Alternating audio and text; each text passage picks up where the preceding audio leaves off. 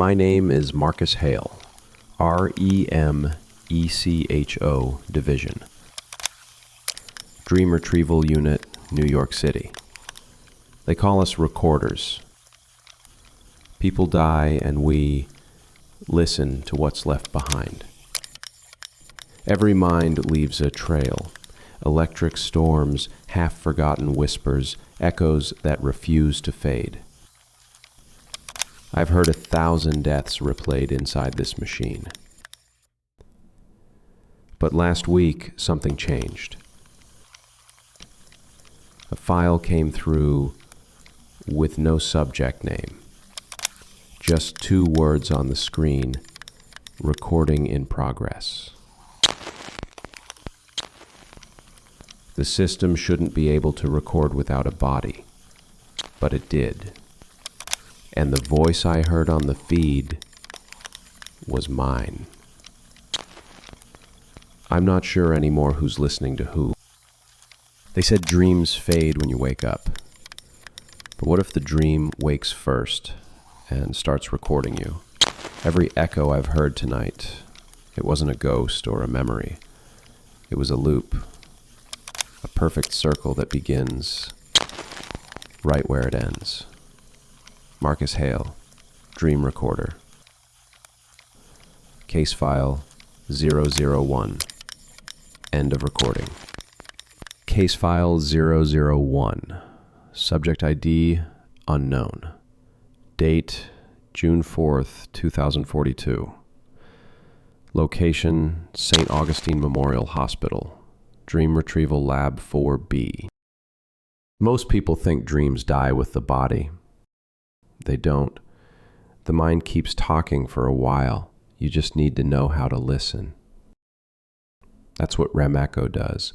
It captures the final waves of a sleeping brain, even after death. But this file, this one was different. There was no body, no patient, just a signal. The machine registered activity from an empty bed. Most people think dreams die with the body. They don't. The mind keeps talking for a while. You just need to know how to listen. That's what REM-ECHO does. It captures the final waves of a sleeping brain, even after death. But this file, this one was different. There was no body, no patient, just a signal.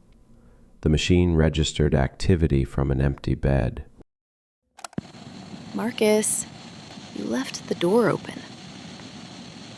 It wasn't possible.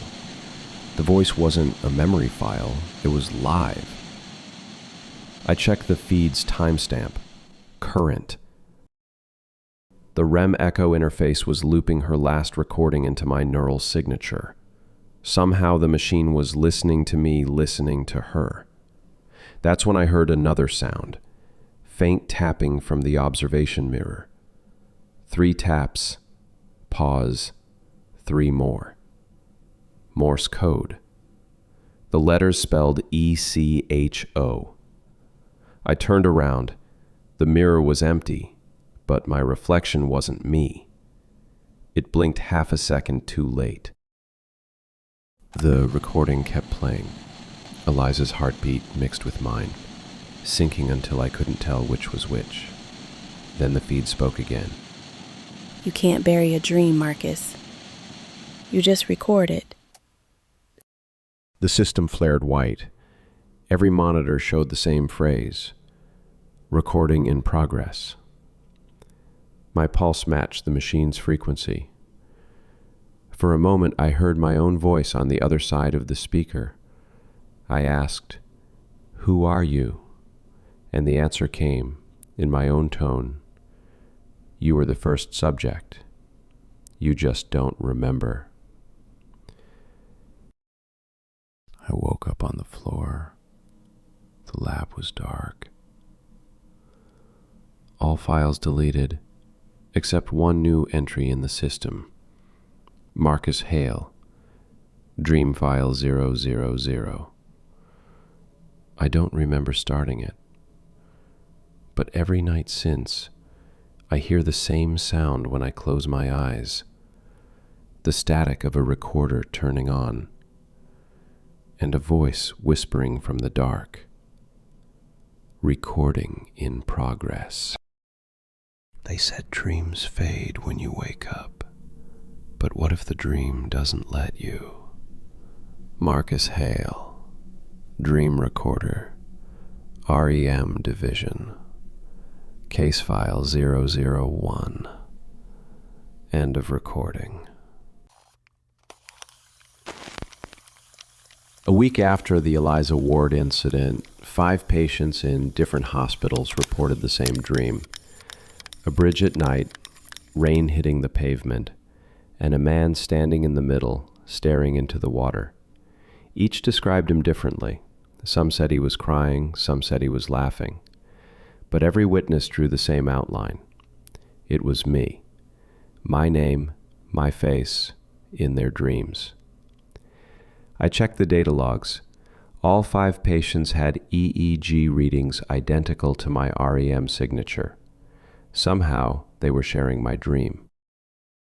The 5th witness was a teenage girl named Lila. She'd been in a coma for months after a car accident.